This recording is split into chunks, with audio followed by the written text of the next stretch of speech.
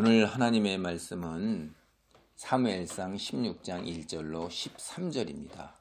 그래서 여기에 주된 내용은 이제 왕으로 기름 부음을 받게 된 거예요. 다윗이. 그 앞서까지 우리는 이제까지 사울 왕을 살펴봤어요. 그렇죠? 그런데 이제 다윗이 이제부터 등장을 해서 앞으로 계속해서 다윗의 이야기가 전개가 됩니다. 하나님 말씀을 따르는 것보다도 자신의 탐욕을 채우는 게 더 우선이었어요. 사울은. 그러니까 하나님 앞에서의 진실한 마음보다도 또 이스라엘 백성들 앞에서 자신의 권위를 내세우고 자신의 체면, 위신 이거를 더 중요하게 생각한 거예요. 하나님보다도 더. 그러니까 사울은 하나님의 말씀을 버렸으니까 하나님께서 그대로 해주세요. 하나님을 버리세요. 하나님이 버리세요. 그래서 수동으로 얘기하면 사울은 하나님으로부터 버림을 받은 거예요. 자기가 그렇게 했기 때문에 한 그대로 돌아옵니다. 성경을 보면 그게 아주 기본이에요. 기본. 그러니까 내가 하나님을 믿으면 하나님도 나를 믿고 내가 하나님을 믿지 아니하면 하나님도 나를 믿지 아니하십니다. 그래서 내가 하나님이 없다 하면 하나님이 없는 곳으로 지옥이죠. 내가 하나님이 있다 하면 하나님이 있는 곳으로 천국으로 그렇게 되는 거예요. 이 기본이 그런 거죠. 하나님께서 여기다 더하거나 빼는 게 없는 거예요. 앞으로 이제 사울은 끝이 난 것입니다. 이제 앞으로 살펴볼 사무엘상 16장 이후의 이야기에 사울은 이야기가 등장하지만은 이미 벌써 끝나고 죽은 거예요. 죽었는데 살아있으니까 그게 어떻게 되겠어요? 쇠락해서 파멸, 죽음을 향해 나아가는 이야기만 있는 겁니다. 하나님께서 사무엘상 15장 28절을 보면 사울의 자리를 사울보다 나은 왕의 이웃에게 주었다고 말씀을 하셨어요. 우리는 도대체 사울 왕의 이웃이 누굴까? 이게 이제 굉장히 궁금한 거죠. 근데 우리가 성경을 쭉 보면 다윗이구나 라는 것을 금방 깨닫게 됩니다. 오늘 사무엘상 16장 1절로부터 13절까지 단락의 내용을 중심으로 하나님이 우리에게 주시는 교훈을 우리가 살펴보고자 합니다. 주요한 이야기가 제가 앞에서 말씀드린 것처럼 다윗이 왕으로 기름 부음을 받는 거예요. 그래서 먼저 사무엘상 16장 1절로 3절 말씀을 보겠습니다. 여호와께서 사무엘에게 이르시되 내가 이미 사울을 버려 이스라엘 왕이 되지 못하게 하였거늘 내가 그를 위하여 언제까지 슬퍼하겠느냐. 너는 뿔에 기름을 채워 가지고 가라. 내가 너를 베들레헴 사람 이새에게로 보내리니 이는 내가 그의 아들 중에서 한 왕을 보았느니라 하시느니라. 사무엘이 이르되 내가 어찌 갈 수 있으리이까. 사울이 들으면 나를 죽이리이다. 아니 여호와께서 이르시되 너는 암송아지를 끌고 가서 말하기를 내가 여호와께 제사를 드리러 왔다 하고 이새를 제사에 정하라. 내가 네게 행할 일을 가르치리니 내가 네게 알게 하는 자에게 나를 위하여 기름을 부을지니라. 기름을 부을지니라. 이게 사무엘상 16장 1절로 3절 이야기예요. 사실 사무엘상 10장 5절로 17절을 보면 사울은 왕으로 세움을 잇기 전에 이미 하나님께서 사무엘을 통해서 모든 준비를 해놓으신 그 혜택을 본 자예요. 사울이. 그러니까 다시 말해서 사울이 왕으로 세움을 잇기 전에 하나님께서는 사무엘을 통해서 미리 준비를 다 해놓으셨어요. 우리도 어떤 일을 하기 전에 밑바탕 밑작업이 훨씬 더 중요하잖아요. 빙산도 90%가 아래에 있고 오리도 밑에서 발을 얼마나 많이 부지런히 움직이는지 위에서 보는 것보다 더 많다 이 말이에요. 눈에 보이지 않는 작업, 사전 작업이 다 이루어진 거예요. 다윗은 어떻게 했어요? 마찬가지입니다. 하나님께서 사무엘에 의해 다윗이 오늘 등장하기 전에 사실은 모든 준비가 다 이루어져 가고 있는 거예요. 벌써 사무엘상 16장 1절 사울의 이름이 다시 나옵니다. 내가 이미 사울을 버려 이렇게 나오죠. 이건 여호와께서 사울을 버리신 것을 말하고 있는 거죠. 문맥을 보면 여호와의 관심이 사울에게 있다. 그게 아니라잖아요. 우리 너무나 잘 알죠. 사울에게 문맥에 보면 그냥 이름이 언급될 뿐이지 관심이 없고 그는 이미 배제되는 자예요.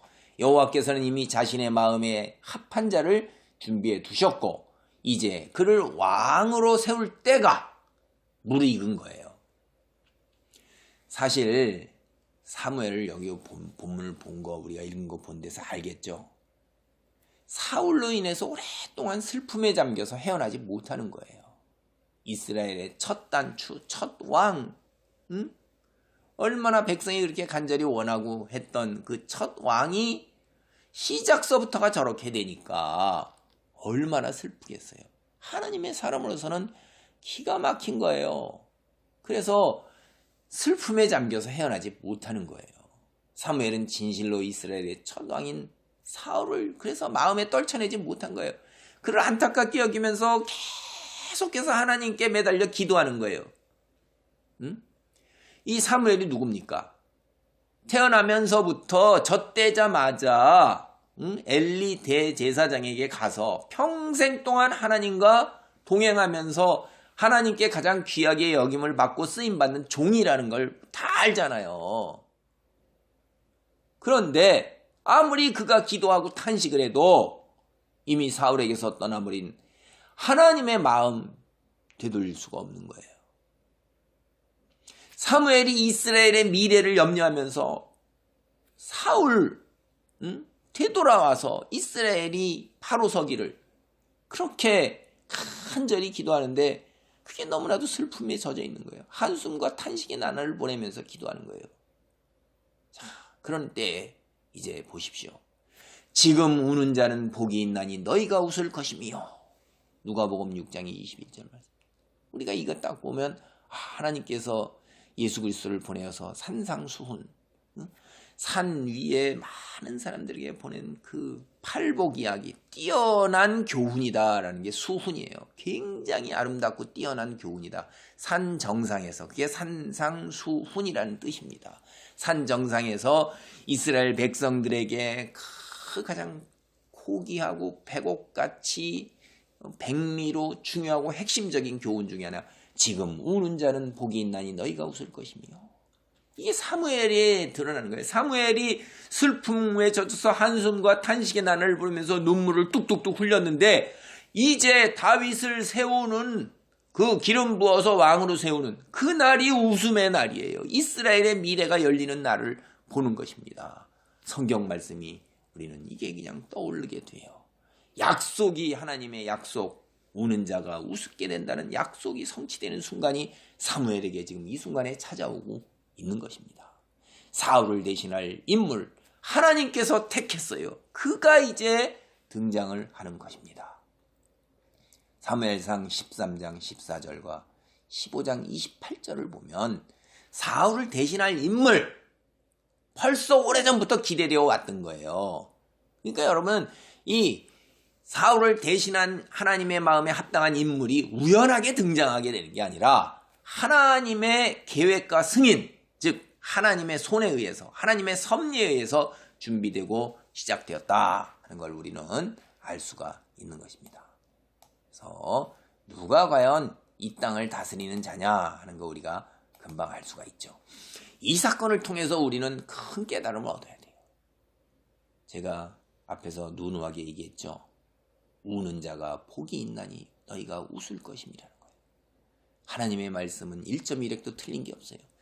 슬픔 후에 기쁨이 온다는 거예요. 하나님의 백성인 우리가 이 사실을 얼마나 의식하면서 현재 우리가 당한 슬픔을 견디어 나가고 있습니까? 오늘 고통에 찬 현실을 헤쳐나갈 때 슬픔 후에 기쁨이 온다. 이런 원리를 깨닫고 우리가 하나님을 의지한다면 현재 우리가 당하고 있는 고통과 아픔, 이거를 감당하는 데 도움이 될 것입니다. 큰 도움이 될 거라고 저는 생각을 해요.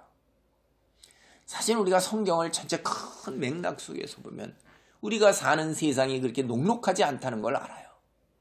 성경에서도 하나님께서 이 고통과 슬픔과 어려움을 적당한 때에 드문드문 섞어 놓으셨다고 했어요. 인간이 교만하지 아니하도록, 현실에 안주하지 아니하도록, 세상에 취하지 아니하도록 하나님께서 그렇게 해놓으셨다는 걸 우리는 압니다.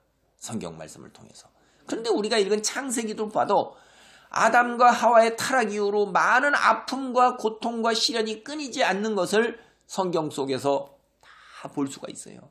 진솔한 이야기를 그대로 적어놨기 때문에 먹고 사는 문제를 먼저 해결하기 위해서 아담 타락한 그 즉시로 엉겅퀴를 내는 땅, 저주받은 땅이라고 그래요.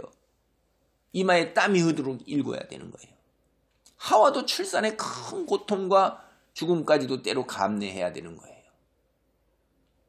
그 다음에 더 큰 거는 제 관점으로 가정에서 형제간에 일어난 살인으로 인해 한꺼번에 자식들을 모두 잃어버리게 되는 큰 비극을 인류의 시조 아담과 하와 때부터 시작이 되는 거예요. 이 인류의 시조 때부터 세상을 살아가는 데 있어서 가정에서부터 슬픔과 탄식과 시련이 끊이지가 않는 겁니다. 여러분, 아담과 하와 이후로 성경에 등장하는 많은 인물들 나옵니다. 그들의 인생살이를 보세요. 이 세상을 살아가는 일이 생각만큼 그렇게 순탄하고 평탄하며 순적하던가요? 오늘 이 순간의 삶이 우리가 하나님 앞에 이렇게 예배를 드리면서 평온한 것은 이건 하나님의 은혜예요. 하나님께서 덜어주시고 감해주시지 않았다면 한 사람도 이 자리에 설 사람이 없습니다. 성경이 그렇게 얘기를 하고 있어요. 우리가 오늘 평온한 삶 속에서 하나님께 예배를 드리지만 많은 경우에 남에게 이야기하지 못하는 가슴에 안고 살아가야 하는 어려움과 고통과 슬픔이 있어요. 그리고 살다가 그런 때가 또 찾아오기도 합니다. 우리가 세상 사람과 다른 하나님의 백성이라는 표시가 바로 그런 때에 더 있는 거예요. 누구나 평탄한 길에 기쁨을 누리고 입이 찢어지면서 온갖 것 자기 하고 싶은 속에서 뒹굴며 살아가는 일은 세상 사람도 다 아는 거예요. 그러나 고통에 처할 때, 슬픔이 처할 때, 눈에 눈물이 흐를 때 그것을 어떻게 견디어 나가고 그걸 어떻게 바라보는가, 소망이 있는가 없는가 하는 거는 하나님의 백성이냐 아니냐는 너무나도 동과 서가 뭔가 하고 차이가 나는 거예요. 많은 이들이 생명줄을 놔요. 소망이 없기 때문에 더 이상. 그러나 그리스도인들은 소망이 있기 때문에 생명줄을 놓을 필요가 없는 거예요. 슬픔이 기쁨으로 변한다는 걸 아는 거예요. 세상 사람들도 그걸 깨달은 사람들이 많습니다. 이 또한 지나가리라. 지나간다는 거 외에는 그 사람 없죠. 우리는 이 또한 지나가며 환희와 기쁨이 우리를 기다리고 있노라. 이렇게 덧붙여야 되는 거예요. 이게 우리가 가진 소망인 것입니다. 우리는 순간의 눈물이 지금 기쁨으로 변할 날이 다가오고 있다는 거예요. 그래서 우리가 가능하다면 하나님께 찬송과 감소가 나오기가 어렵지만은 쉽지 않은 거예요. 이게 우리의 감정에, 믿음보다 감정이 앞서기 때문에. 그런데 우리는 이걸 이성으로, 믿음으로 바꿔야 되는 거예요. 찬송과 감사를 입술에 달아야 되는 거예요. 그래서 현재 아픔과 어려움을 이겨나가야 되는 거예요. 하나님을 믿고 이해해야 돼요. 모든 것이 합력하여 선을 이룬다는 걸, 그 말씀을 믿고 하나님께서 내 눈에 눈물을 씻고 기쁨과 환희가 넘쳐나도록 하실 거라는 거. 그리고 그게 나가온다고 성경이 말씀하시는 거. 그 말을 믿고 나가는 거예요. 우리가 겪는 시련과 아픔을 우리는 모두 이해할 수가 없습니다. 우리의 능력 바깥입니다. 그러나 하나님께서는 지금 이 순간이 우리에게 필요하고 최선의 것이기에 하나님께서 허락하신 거예요. 기쁨의 순간을 고대하면서 소망을 갖고 성숙한 믿음의 자리에 나아가야 합니다. 오늘 본문을 보면 사울을 대신할 자가 나타났다요. 금방 정권 교체가 이루어졌나요? 그렇게 되질 않았습니다. 다윗은 앞으로 수년 동안 대단히 힘든 연단과 대단히 감당하기 어려운 훈련 과정을 거쳐야 해요. 사울이 하나님으로부터 버림을 받았지만 즉시로 죽거나 왕의 자리에 쫓겨난 것도 아니에요. 이것은 마치 인류의 시조 아담과 하와가 죄를 진 순간에, 그 순간에 죽은 겁니다. 그런데 오랜 세월에 걸쳐 또한 서서히 죽어가요. 마찬가지예요. 사울도 오랜 세월에 걸쳐 조금씩 죽어가는 것입니다. 오늘 우리도 마찬가지예요. 하나님을 떠나고 배반하고 믿음을 배교한 그 순간에 우리는 죽었어요.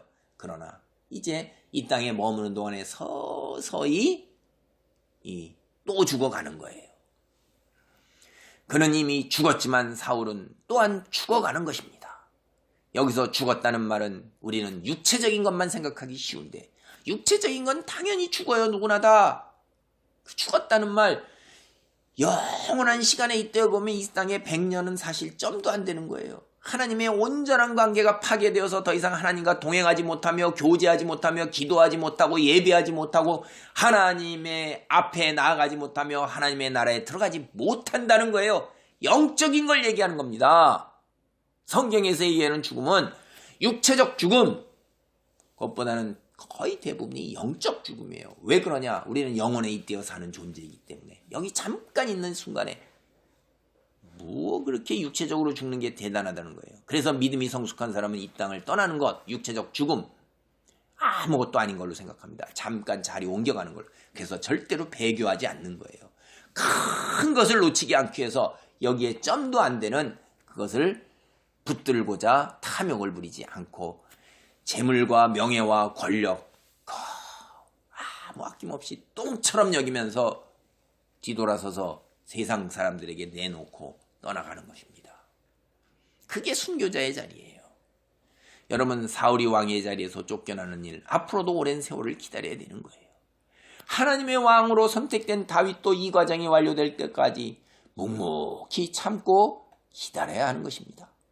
아직은 다윗의 때가 이르지 않았기 때문이에요. 이 우리가 성경을 보면 하나님의 때를 참고 기다리는 것, 이게 믿음의 사람, 하나님의 백성, 그리스도인의 놀라운 능력이요. 참 뭐라 말할 수 없는 그 아름답고 소중한 일이에요. 성숙한 믿음의 사람, 그 성숙한 믿음의 향내가 하나님의 때를 기다리면서 묵묵하게 참고 뚝심 있게 믿음을 지켜나가는 거예요. 그게 하나님의 사람의 향내인 것입니다. 참고 기다리며 인내하는 믿음. 이게 참으로 아름답게 보이는 게 그게 우리에게 주어진 소명이고 성숙의 모습이고 그게 우리가 목표로 행해야 될 것이기 때문에 그게 그렇게 모든 사람들이 소망하고 원하고 바라고 모범으로 삼고 우리가 목표로 삼는 거예요. 그래서 그게 그렇게 아름다운 거예요. 올림픽에서 금메달이 아름다운 것은 바라보는 사람이나 혹은 그걸 해체하고자 하는 선수들이나 다 그것이 어떠한 과정에서 이루어진 영광이라는 걸 알기 때문에 그걸 아름답게 보는 겁니다. 사실 돈으로 따지면 아무것도 아니죠. 크게 그런 의미가 있는 거예요. 그래서 믿음의 성숙한 모습, 인내와 뚝심, 참음, 그게 그렇게 아름다운 것입니다. 슬픔에 잠긴 사무엘에게 하나님께서 기름을 가지고 이스라엘의 새 왕을 세우기에 베들레헴으로 가라고 명령하셨어요. 미가서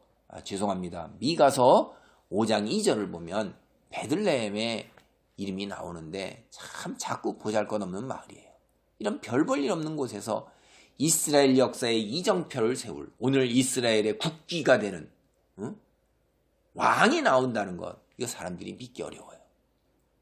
세상 관점에서 보면 이게 대단한 데서 나와야 되는 거 아니에요. 가문도 있고 외모도 출중하고 모든 사람들이 부러워하는 그런 곳에서 나와야 되는 건데 이게 뭡니까 이게? 이 사울처럼 외모가 용모하고 준수하고 키가 커서 다른 사람보다 어깨 이상으로 더 있고 다 이렇게 눈으로 보기에 좋았더라가 돼야 되잖아요. 이 베들레헴 이게 뭐예요? 죄송합니다. 아주 총구석 중에 총구석이죠. 그런데 하나님은 결코 외모로 사람을 선택하지 않는 거예요. 그러니까 우리 눈으로 보기에 시덥지 않은 곳인데 명문도 아니고 학벌도 좋고 권세 있는 가문, 재력도 있고 사회적 위치도 있고 잘생겼고 모든 사람이 흠모하는 그런 게 아니라는 거예요. 이거 우리 기억해야 합니다. 고린도전서 1장 27절로 29절의 말씀처럼 보잘것없는 베들레헴에 사는 보잘것없는 다윗을 왕으로 세우신 하나님, 우리가 성경을 보면 뭘 깨달게 돼요? 세상의 약한 것을 통해서 하나님 당신의 영광을 드러내신다 이 말이에요. 하나님의 사역은 어떻게 이루어지는 거예요? 우리의 인체로 비유하면 우리가 가장 소중하게 생각하는 그런 것 아닌 것을 통해서 강한 것을 부끄럽게 하시는 게 하나님의 사역의 성향이에요. 그래서 우리가 잘났고 강하다, 목 세우고 교만에 빠지면 파멸밖에 없는 것입니다. 겸손한 자리에 있고 그럴 때일수록 하나님께서 내게 이렇게 큰 것을 베푸셨구나 하고 감사하면서 약한 자들에게 베풀 수 있는 능력 주실 때 베풀어야 되는 거예요.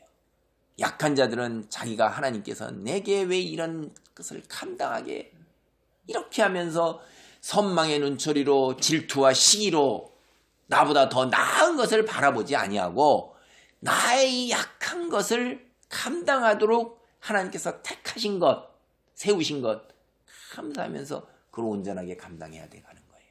그러면 때로 하나님께서 들어서 엄청나게 강한 자를 부끄럽게 하실 수도 있어요.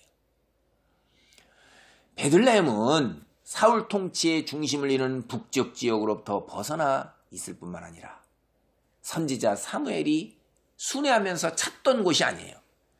선지자 사무엘은 이스라엘의 라마, 베델, 미스바 여기를 순회하면서 거기서 제사를 드리면서 통치를 했어요. 거기로부터 벗어나 있는 곳이에요. 사울이나 사무엘에게 생소한 곳입니다. 그런데 그곳에서 새로운 왕이 탄생하는 거예요. 이곳에 사는 이새의 아들 중에서 여호와께서 한 왕을 보셨습니다. 우리가 다윗을 성경 본문을 통해 만나기도 전에 하나님께서는 이미 다윗을 왕으로 세우기로 하셨다는 걸 우리는 여기서 알 수가 있어요. 이런 정황은 사무엘상 9장 16절을 보면 사울의 경우도 마찬가지라고 제가 말씀드렸어요. 여기에서 우리는 이스라엘 초기 왕의 선출이라는 게 하나님의 섭리, 하나님의 손이 개입된 그런 사건이라는 것을 분명하게 알 수가 있는 것입니다. 현실에서 이제 보면 하나님의 명령, 사울의 입장에서 이건 대단히 위험한 거예요. 정치적 상황을 고려해 보세요. 사울이 사무엘을 좋게 생각했을까요? 적으로 생각했을 거예요. 적으로. 자신의 왕의 자리를 위협하는 적으로. 이런 상황에서 사무엘이 또 새 왕을 세워 이렇게 된다는 거예요. 사울이 듣는다 하면 어떻게 되겠어요? 사무엘 그냥 죽여버리죠. 뒤에 여러분이 가보면 사울은요 제사장을 싹 다 죽여요. 그러니까 사무엘 아무것도 아닙니다. 현실적으로 사람의 죽음, 군인들을 휘하에 거느리고 있으니까. 그게 본문에 나오는 이야기예요. 사무엘의 행동은 왕권 국가에서 역모에 해당되는 거예요. 그렇기 때문에 사울이 죽이고도 남는 겁니다. 사무엘상 16장 2절을 보면 사무엘은 이런 현실을 너무나도 잘 인식하고 있는 거예요. 그래서 하나님께서 이 문제를 원만하게 비켜갈 수 있는 방법을 말씀하시는 겁니다. 바로 제사를 드리러 간 것처럼 하라 이러는 거예요. 우리가 여기 오늘 본문을 통해서도 알 수 있지만 사무엘 당대에는 자신이 원하는 아무 곳에서라도 여호와께 제단을 쌓을 수가 있는 거예요. 사실 실로에 여호와의 장막이 있어요. 그리고 여호와의 법궤는 기랏 여아림이라는 곳에 있어요. 블레셋에 뺏겨왔다가 돌아와가지고 기랏 여아림에 돌아와 있잖아요. 블레셋이 돌려보내서.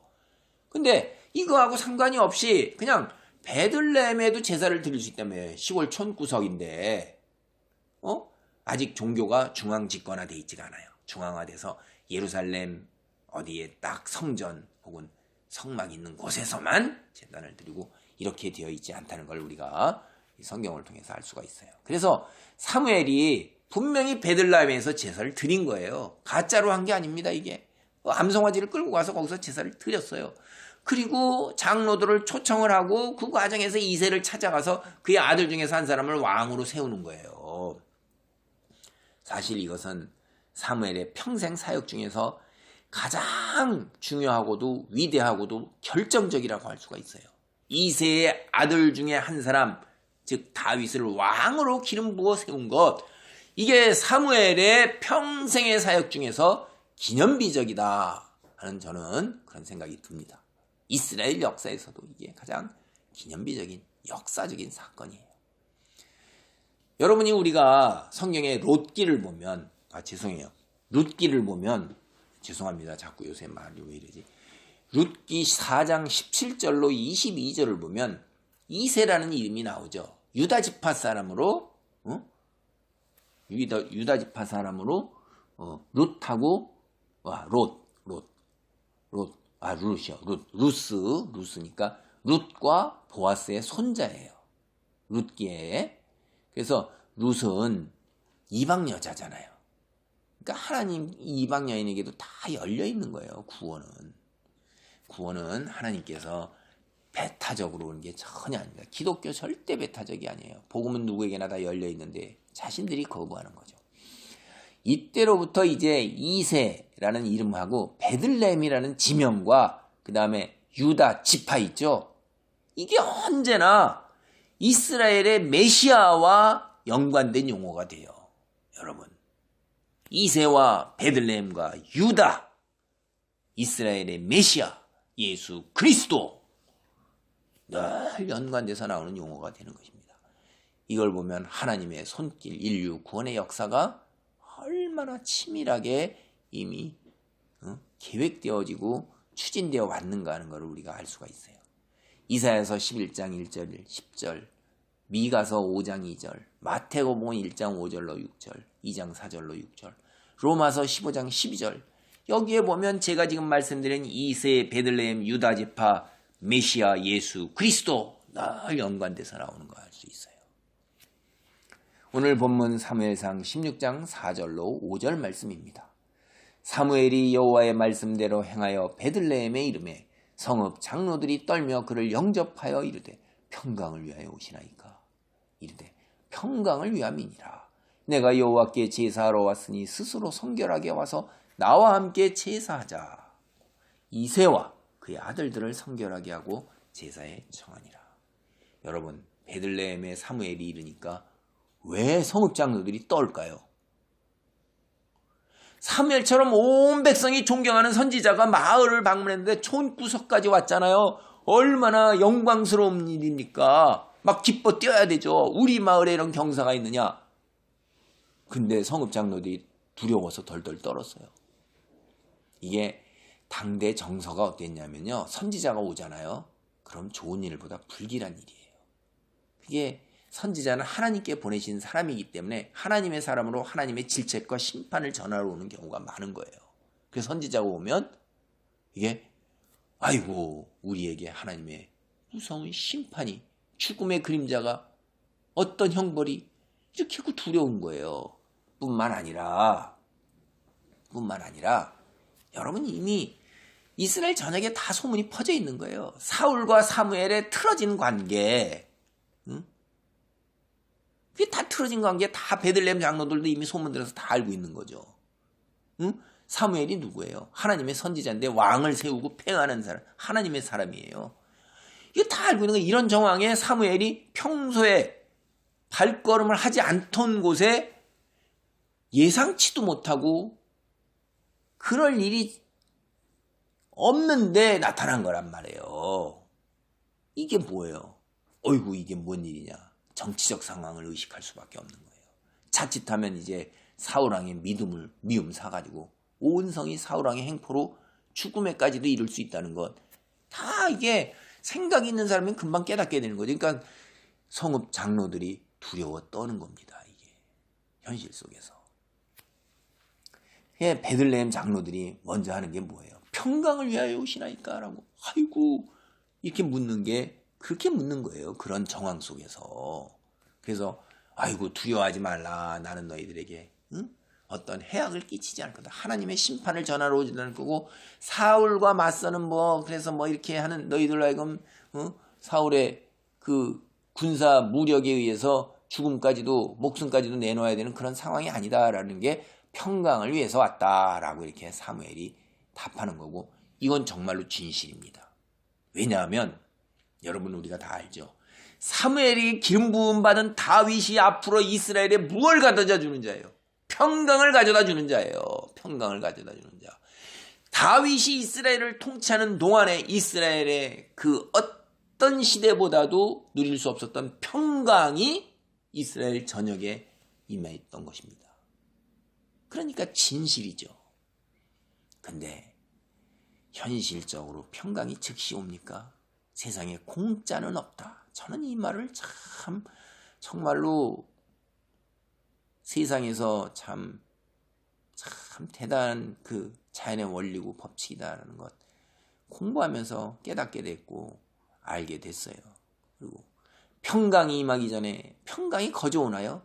베들레헴 장로들이 두려워 떠나는 것, 덜덜 떠는 것처럼 다윗이 이스라엘의 평강을 가져오는 건 공짜가 아니에요. 많은 사람이 죽고 두려움에 떨게 된 후에 그 다음에 슬픔 후에 기쁨이 오는 겁니다. 평강의 왕 예수님이 탄생하자마자 온 인류가 구원을 받았어요? 피를 불러왔어요. 피를 불러와서 예수님 탄생 이후로 어린아이들이 죄다 몰살당하는 피바람이 불러온 거예요, 여러분.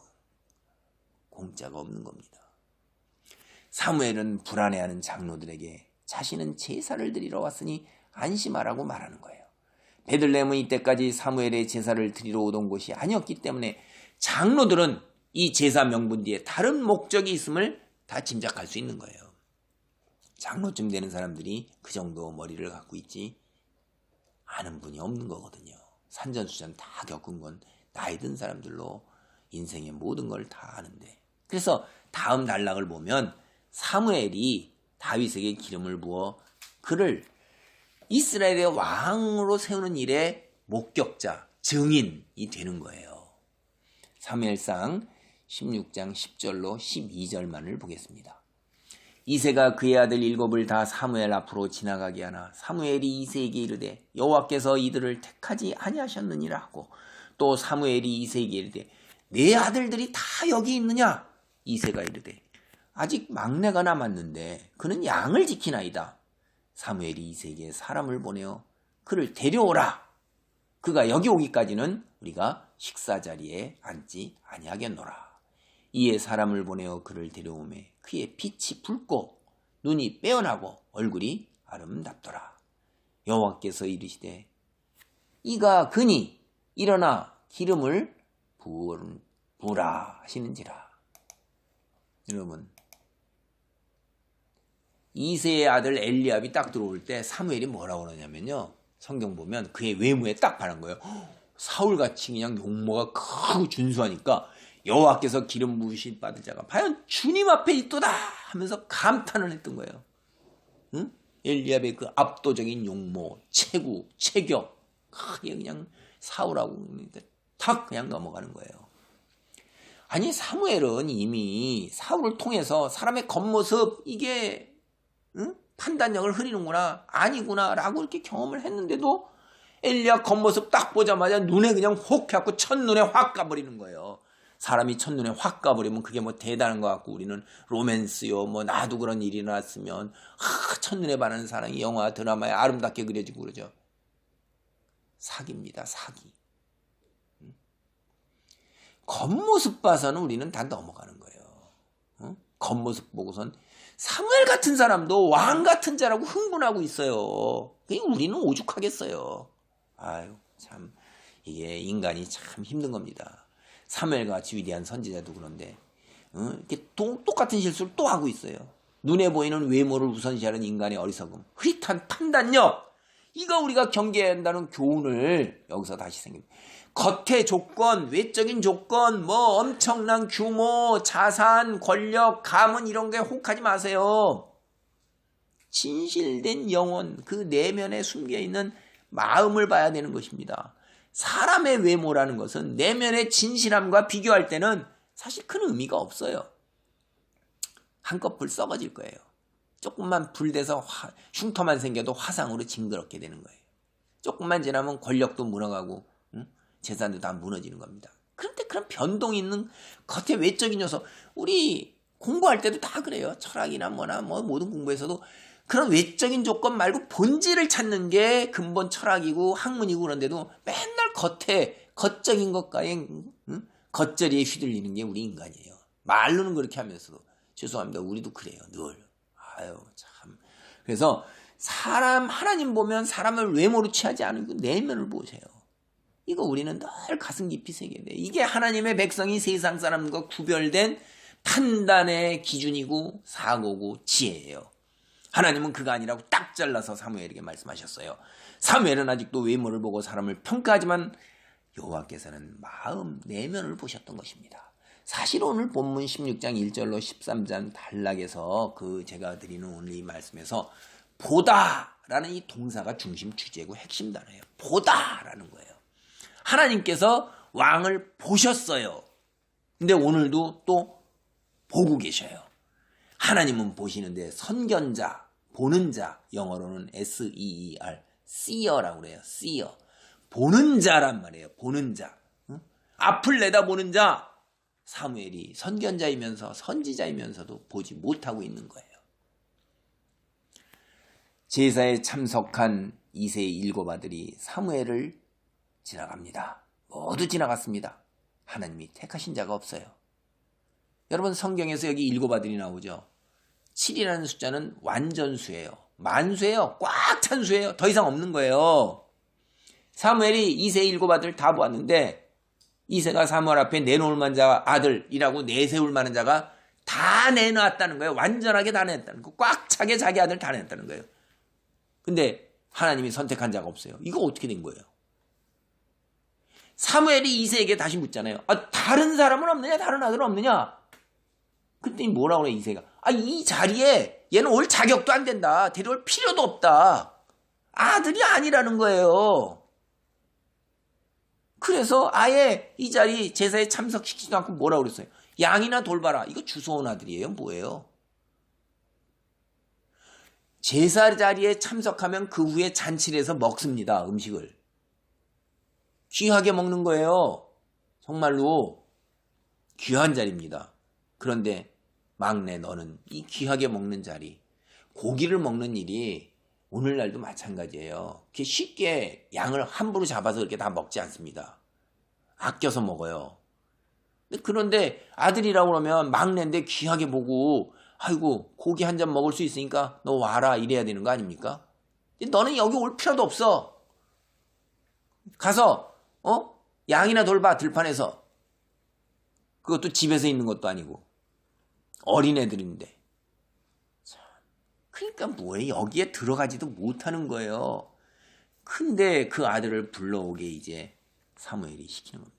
여기서 우리는 아버지 이새가 다윗을 어떻게 생각하는지 제가 그걸 자꾸 강조하는 거예요. 집에서 다윗의 위치와 대접을 어떻게 받고 사는지를 생각해 보라는 거예요. 제가 그걸 강조하기 위해서 이런 말씀을 드리는 거예요. 아버지 이새가 다윗을 보고 있습니까? 제대로 보고 있지 못한 거예요. 다윗이 어떠한 인물이라는 거를 자기의 아들인데도 자기의 핏줄인데도 제대로 보고 있지 못한 거예요. 인간의 소견, 눈이라는 게 이런 거예요. 인간의 평가가 이런 겁니다.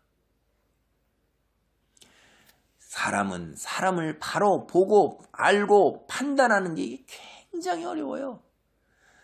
우리가 곁에서 수십 년을 같이 살아도 그 알기가 어렵습니다. 정말 어려워요. 그래서 그 사람 단맛, 쓴맛을 다 겪어보기 전에 우리는 모릅니다. 그럼 어떻게 살아야 돼요? 기도하는 수밖에 없는 거예요. 저는 그런 생각이에요. 사람을 놓고 늘 기도하면서 어떤 인간관계를 맺고 뭔 일을 해나갈 때 하나님께 늘 기도하고 묻고 꾸준하게 나가야 돼요. 우리의 눈은 그리고 외모를 보지 말고 그 사람의 내면과 영혼을 보고 믿음을 봐야 되는 거예요. 교회에서 굉장히 중요한 것입니다. 세상적인 기준, 재산과 사회적 위치와 뭐 등등 여러 가지 이런 거 가지고선 들어와서 직분 맡기면 망하는 것입니다. 믿음이 어떠하고 신앙이 어떠하고 하나님 보시기 어떠한가가 우리의 권사요 장로가 되어야 되는 거예요. 그 사람들이 우리의 영적인 돌보미가 되어야 되는 것입니다. 돈 많고 권력 있고 잘생겼고 호감 가고 말 잘하고 모든 사람들을 다 휘어잡는 거의 다 사기꾼이에요. 세상의 것에 눈에 꽂혀서 우리를 세상의 것을 형통하게 해줄 것 같은 위로하고 우리에게 도움을 주는 자는 세상에 잠깐 살다가 그럴 수 있어요. 우리의 영적인 것 세상으로 향하도록 만드는 무서운 독소입니다. 독소. 사무엘은 드디어 이새의 8째 아들 다윗에게 기름을 부어 그를 이스라엘 왕으로 세움으로써 제사를 드리기 위해 베들레헴을 찾은 목적을 다 달성한 것입니다. 여호와의 명령을 온전하게 수행하는 거예요. 여기서 제가 강조하고 싶은 게 뭐냐면 다윗이 누구냐 이거예요. 외부인이에요. 여기 아웃사이더란 말이에요. 아웃사이더. 아무도 그를 제대로 보지를 못했어요. 사무엘도 못 봤고 심지어 그의 아버지조차도 그가 어떠한 인물인가를 인식하지 못한 거예요. 그래서 다른 형제들이 제사 드리는 동안에 들판에서 가축이나 돌봐야 하는 처량한 신세고 어린아이가 감당하기에 힘든 일을 형들이 그렇게 많은데 사랑 와서 고기 한 점 먹어라 라는 것도 못 누리는 그런 처지라 이 말이에요. 그런데 그가 하나님께서 택하신 자라는 거예요. 사람들의 기대와 기준을 철저하게 벗어나고 있는 게 하나님의 사역이십니다. 우리 이거 잘 생각해 봐야 돼요. 베들레헴 장로들이 참석했습니다. 다윗은 사울하고 전혀 달라요. 사울은 공적인 장소에서 왕으로 세워졌어요. 기름 부음 받고. 근데 베들레헴 장소들이 참석했지만 사실 이 제사는 사적인 자리예요. 그래서 제사에 참석한 사람들 중 누구도 다윗왕 만세 이렇게 외치는 사람이 없어요. 왜 그런지 아시죠? 정치적 정황이 그런 거예요. 지금 사무엘도 다윗도 이새도 그의 나머지 7 아들도 그리고 마지막에 장로들마저도 모두 묵묵히 입 다물고 일을 진행할 뿐인 거예요. 이 자리에 참석한 그 누구도 다윗이 사무엘로부터 왕으로 세워져 기름 부음 받았다고 밖에 나가서 나팔을 불면서 전할 입장이 못 되는 거예요. 전하는 순간에 어떻게 되는 거예요? 자기 목이 날아가는 겁니다. 사울 왕이 이 사실을 알게 되면 당장 그 말이 누구로부터 왔느냐 그래갖고는 목이 날아가게 생긴 거예요. 그리고 그 자리에 참석한 그냥 다 날아가는 거죠. 그래서 모두가 입 다물고 있는 거예요. 이 자리에 다윗이 이스라엘 왕으로 기름 부음 목격한 자들 이 엄청난 사건에 대해 모두 입 다물고 침묵을 지키는 것입니다. 오늘 말씀을 정리하겠습니다. 하나님은 사람의 외모를 보지 아니하시고 마음의 중심만 보십니다. 그렇다면 다윗의 마음이 어땠기에 하나님께서 다윗을 택하셨을까요? 나도 그런 다윗과 같은 하나님의 마음에 합한 사람이 되어야겠다 생각한다면 다윗이 어땠는가를 우리는 알아야 되잖아요. 다윗은 정말로 엄청나게 많은 시편을 남겼어요. 그리고 성경에 전해오지 않는 또 이렇게 우리가 발견되는 이야기나 이런 거 남아있는 문헌을 보면 성경에 남아있는 거하고 비교도 할 수 없는 더 많은 시편들을 남긴 걸 그렇게 전해오고 있습니다. 이야기가. 그리고 또 전해오는 시편이 발견된 거 성경 말고도 있고요. 근데 유다 시편 63편 한번 볼 수 있어요. 시편 63편. 유다 광야에서 지낼 때 부른 노래.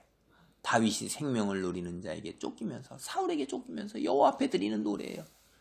우리가 4절까지만 잠깐 살펴보겠어요. 하나님이여 주는 나의 하나님이시라.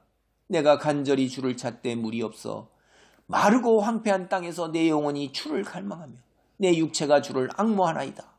내가 주의 권능과 영광을 보기 위하여 이와 같이 성소에서 주를 바라보았나이다. 주의 인자하심이 생명보다 나음으로 내 입술이 주를 찬양할 것이라.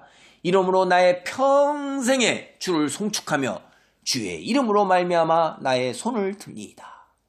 다윗은 용모에 있어서 엘리압이나 사울에 미치지 못합니다. 그의 진정한 매력은 그와 함께 하시는 하나님의 은총이에요. 그게 아주 보잘것없는 목동이지만 하나님을 향한 진실한 믿음, 그를 하나님의 신이 압도하는 충만한 사람으로 이스라엘 백성 앞에 내세운 거예요. 하나님 마음에 합당한 사람은 마음이 진실한 사람입니다. 마음이 진실하면 언행이 진실할 수밖에 없어요. 행동으로 믿음의 열매가 드러날 수밖에 없다는 말입니다. 다윗과 같이 하나님의 마음에 합당히 여김을 받고 성령이 역사하는 은혜롭고 복된 삶 살기를 바랍니다. 아멘.